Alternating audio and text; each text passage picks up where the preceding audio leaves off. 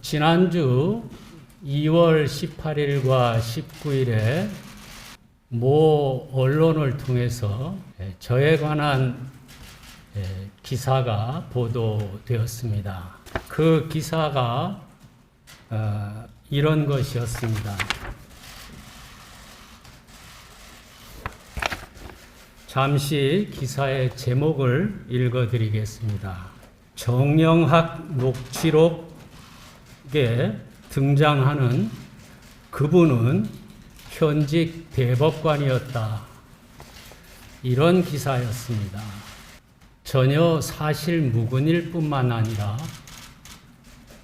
정치권에서 논쟁이 되고 있는 대장동 의혹 사건에 관하여 대통령 선거를 목전에 두고 왜 갑자기 이런 의혹 기사가 보도되었나 하는 의문을 가졌습니다. 실은 작년 10월경에도 이와 비슷한 일이 잠깐 있었습니다. 저한테 사실 확인 요청이 있어서 자세히 설명을 드렸었습니다. 그리고 그 당시 크게 기사화되지 않았습니다. 그래서 비록 대선을 목전에 두고 있는 시기이지만 지난 예에서와 마찬가지로 허위 내용이기 때문에 일과성으로 끝날 줄 알았습니다. 그래서 직접적으로 정면 대응을 하지 않으려고 했습니다. 그런데 그 의혹 보도가 나간 이후에 정치권에서 대장동 그분의 실체가 드러났다. 의혹이 해소되었다. 앞서의 언론 보도에 이어서 정치권에서 이런 보도가 나왔습니다. 저는 대장동 그분의 실체가 규명이 되었는지, 의혹이 해소되었는지 이런 부분은 모릅니다. 그래서 정치권에서 이런 이야기가 나왔지만 저는 여전히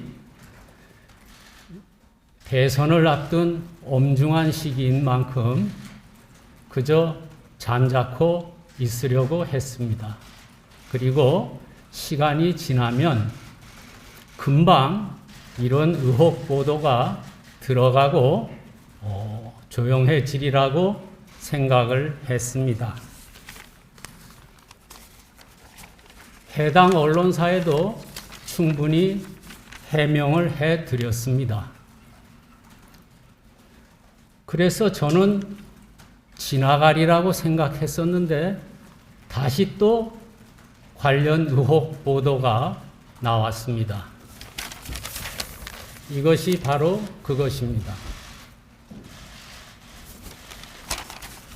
제가 기사의 제목을 읽어드리겠습니다. 김만배, 자신 가족 소유의 아파트를 거론하며 대법관 따님이 살고 있다. 이런 제목으로 또 관련 보도를 하였습니다. 그리고 여러분이 잘 아시다시피 21일 엊그제 대선 후보자들이 전 국민에게 생중계되는 공개 방송 토론에서 한 후보자가 현직 대법관을 직접 거명하면서 또 유사한 발언을 하였습니다. 해당 부분을 읽어드리겠습니다.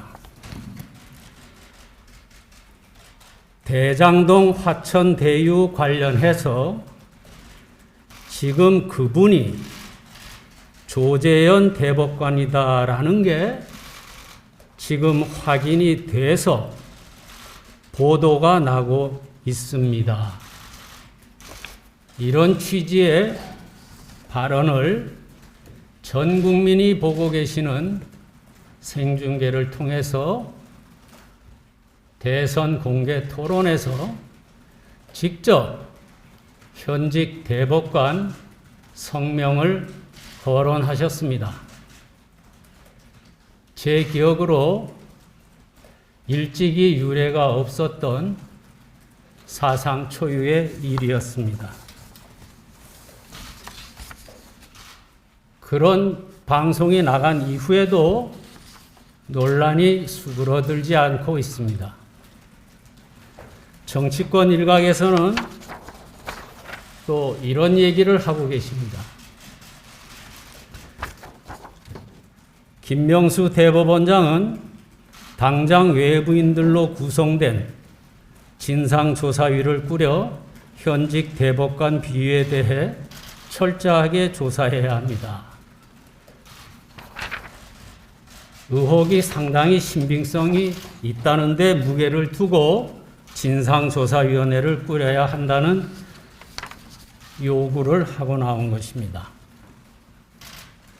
제가 지난 며칠간 잠을 자지 못하고 고민을 했습니다. 현직 대법관으로서 대통령 선거를 앞둔 이 미묘한 시기에 이러한 의혹 보도와 관련하여 침묵을 지키는 것이 옳으냐, 아니면 떳떳하게 국민들 앞에 사실 여부를 밝히는 게 옳으냐, 이 문제를 가지고 고민을 했습니다.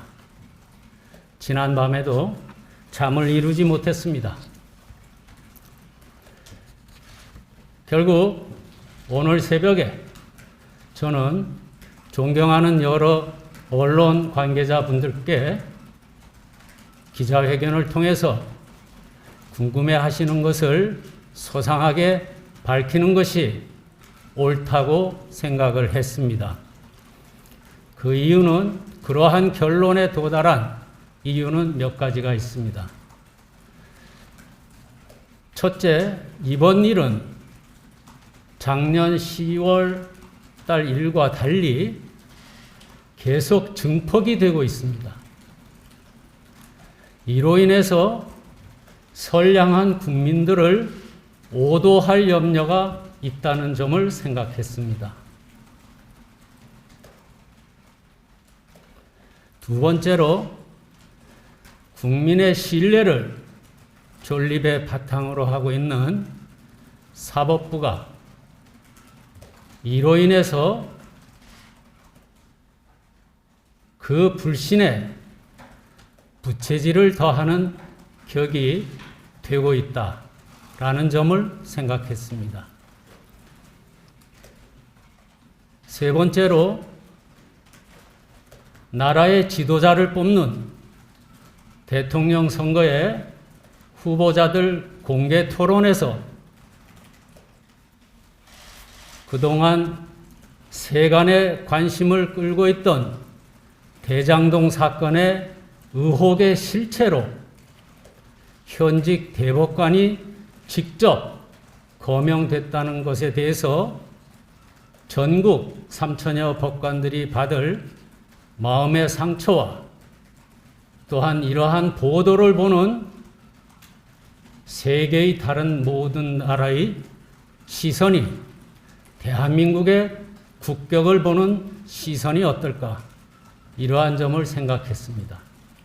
이러한 몇 가지 이유로 오늘 기자회견을 자청했습니다. 저는 김만배 씨와 공적으로나 사적으로나 단 한 번도 만난 일이 없습니다. 일면식도 없습니다. 뿐만 아니라 단 한 번도 통화를 한 적도 없습니다. 김만배 씨뿐만 아니라 대장동 사건에 관련되어 있다는 그 어느 누구와도 일면식, 일통화도 없었습니다. 제 딸의 거주지에 대해서 물었죠.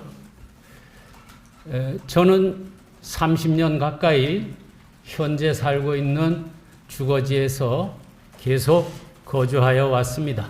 제 딸들은 함께 거주하고 있다가 딸 하나는 2016년 결혼해서 분가해서 그 이래 서울에서 계속 거주하고 있고, 다른 딸 하나는 작년에 결혼해서 분가해서 죽전에 살고 있습니다. 막내딸 하나는 현재까지도 저와 함께 살고 있습니다.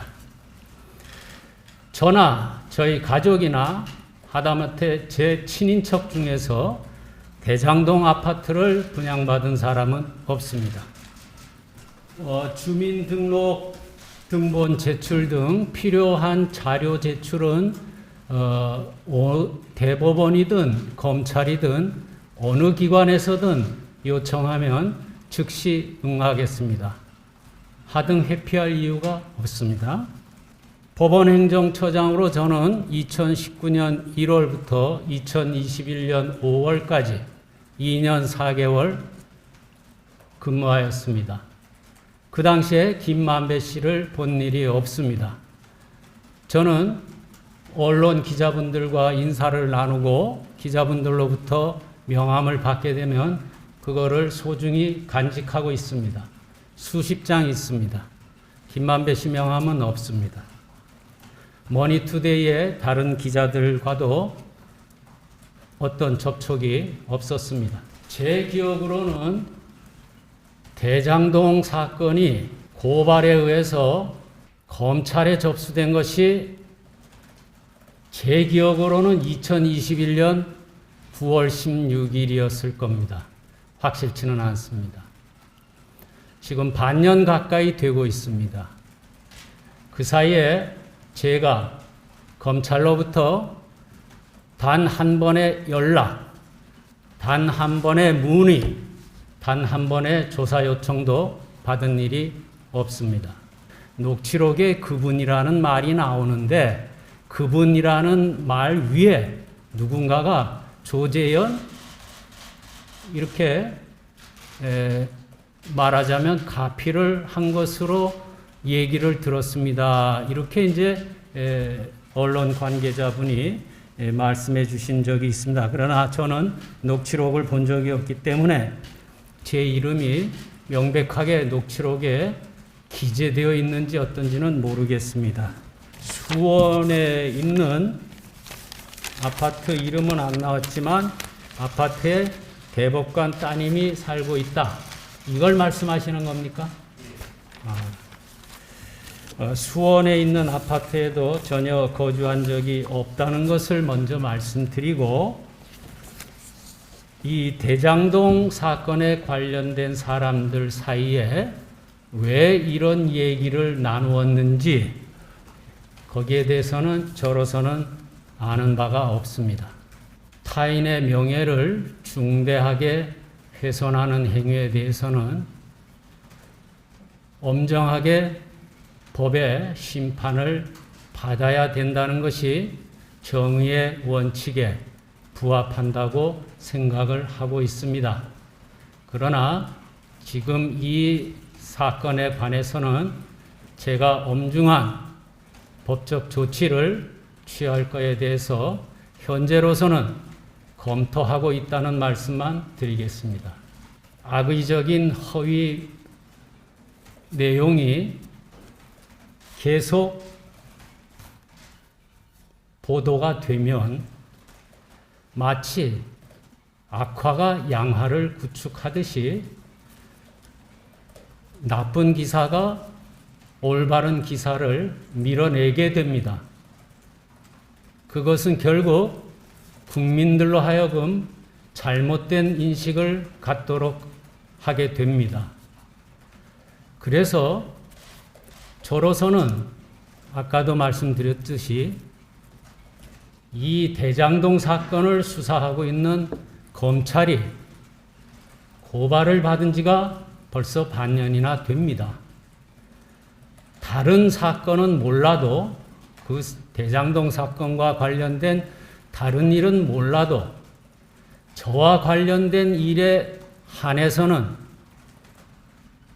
필요하다면, 검찰이 보셨을 때 필요하다면 즉시 저를 불러주시기 바랍니다. 그래서 논란을 종식시키는데 검찰도 일정한 부분 제 역할을 해주시기를 바랍니다.